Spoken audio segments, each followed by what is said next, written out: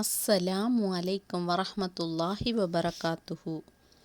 நாம் தொழ நினைக்கிறோம், ஆனால் தொழுவதற்கே சோம்பேறியாக இருந்தால், அமல் செய்வதற்கு ஆர்வம் இருக்கு, ஆனால் நம்மால் அமல் செய்ய முடியவில்லை என்றால், இந்த துஆவை தொழுகையில் ஓதுங்கள். நபி ஸல்லல்லாஹு அலைஹி வஸல்லம் அவர்கள் இந்த துஆவை தொழுகையில் அடிக்கடி ஓதுவார்கள்.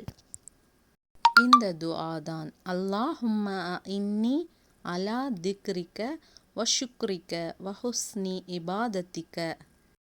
யா அல்லாஹ், நான் உன்னை அதிகமாக நினைப்பதற்கும் உனக்கு நன்றி செலுத்துவதற்கும் அழகிய முறையில் உன்னை வணங்குவதற்கும் நீ எனக்கு உதவி செய்வாயாக.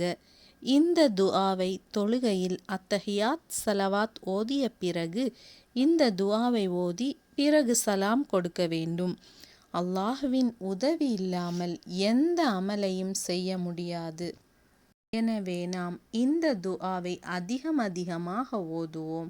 நாம் செய்யும் அமலை இறையற்றத்துடனும் ஆர்வத்துடனும் தொடர்ந்து செய்ய அல்லாஹு தஆலா நம் அனைவருக்கும் உதவி புரிவானாக.